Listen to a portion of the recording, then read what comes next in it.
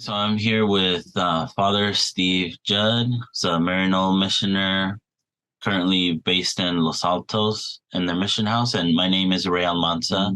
I'm a mission educator promoter in Southern California.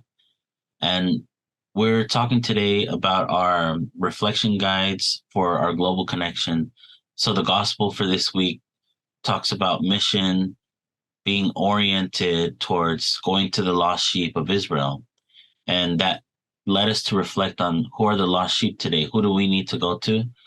And the community that really stood out was going to Indigenous people, Indigenous communities. And Maryknoll has much history and experience working in this context. So, Father Steve, I want to ask you, can you tell us about the history and what has been learned from Maryknoll's encounters with Indigenous communities?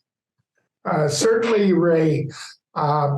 When Maryknoll went to several countries in Latin America in the early 1940s, it was to work among the most abandoned people in those countries in isolated, remote areas. And one of those areas was the Altiplano of Peru, in the region of the South Andes, very close to Lake Titicaca. And we had a lot of our early mission locations were there among the Aymara and Quechua peoples of Peru and Bolivia. We also had missions in the south of Chile among the Mapuche. And then that same year of 1943, we sent missionaries to work among the Maya people of Mexico and Guatemala, in the highlands of Guatemala. So all of those early commitments shaped our identity with the people most left out of the mainstream of those societies, going back to the time of the conquest and the colonial period. And when we arrived, many of those areas were abandoned by the church, or only occasionally a circuit riding priest would come through. But the area there is a very rugged landscape, almost 13,000 feet and higher at altitudes. And the area doesn't have access to either, then it didn't, now it's better, but there were access to roads or schools or any of the infrastructure of modernity. And a lot of our missionaries lived among the people almost from the beginning, in small towns and in villages or in communities on the remote outskirts of the larger towns. And so that mission shaped Maryknoll's identity and our commitment to Indigenous people, learning their language, being respectful of their rituals, even though they were colonized by Spanish missionaries originally. We were very attentive to listen to the people and not to evangelize or not to do mission if we had the whole truth. And so it was an enormous learning experience for all of us. I went in there in 1975 and lived there for 26 years in those areas. And so I experienced this firsthand, going to the remote communities, in dialogue with the people. I learned at the beginning the Aymara language, although I was never fluent in the Aymara language. I was able to use the language and be among the people. And I lived for 3 years in an Aymara community alongside the people and learned much about their way of life, their customs, and entered into their celebrations.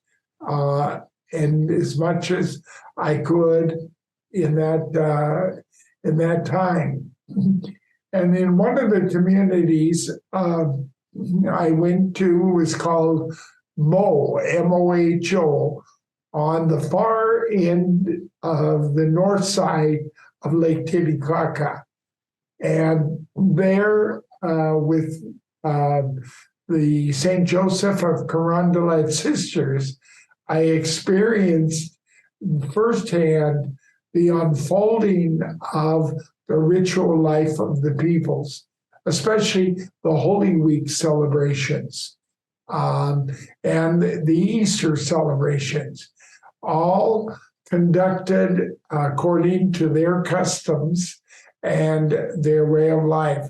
So I think that impacted me greatly in my missionary life and in my journey to those particular areas. I like to believe who I am today is because of that experience. I definitely see that in you. I can see how you were transformed.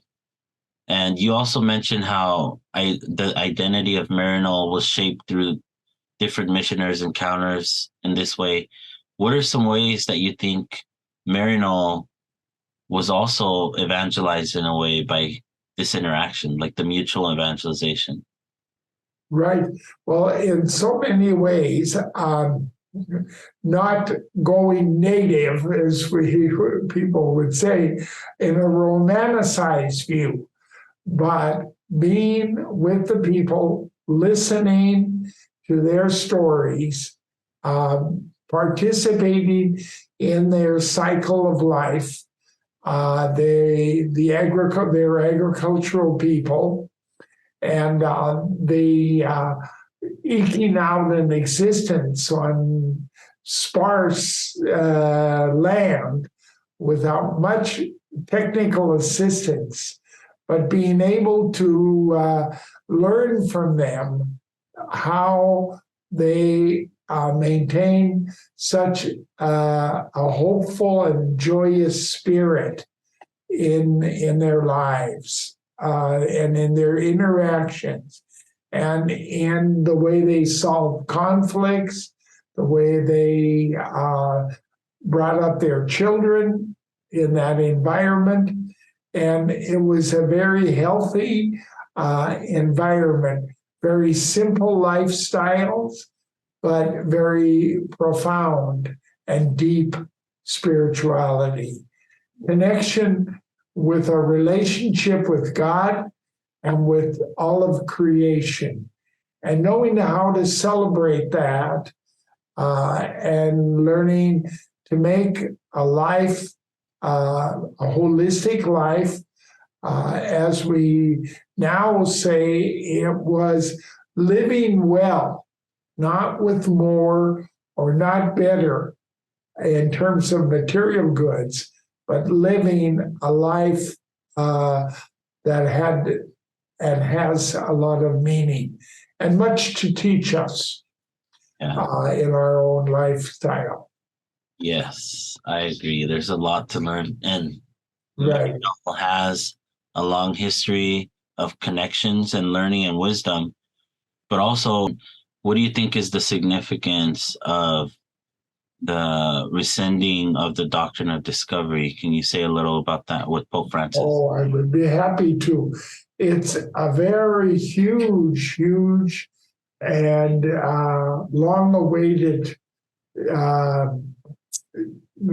proposition, and the pronouncement gives people great hope all throughout the Americas, not only in Latin America, but in the United States. As many of you know, Pope Francis visited Canada to the site of the residential schools where thousands of Indigenous children were taken from their families and their communities and brought to these schools where they were told to leave their Indigenous ways of life, their worldview, and their all of their upbringing and the rich culture that they inherited. And it was an attempt to take that away from them.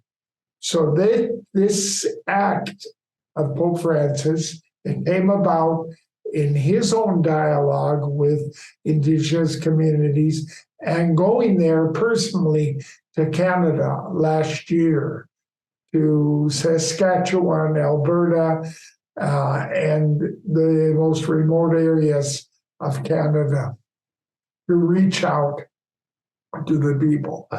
There's no way one can underestimate the gestures and his words and his person by going out to those people. So I think, in a sense, Maryknoll's future, even though our past history and our legacy is with the Indigenous, I think in the future, I will be going with a group on a mission immersion in July to the Pine Ridge Reservation in South Dakota to visit Indigenous communities. We talk about today, quoting a book, The Heartbeat of Wounded Knee. Wounded Knee, for many, spelled the end of Indian civilization and the way. But yet there has been a tremendous revival of identity, of the worldview on the part of Indigenous people.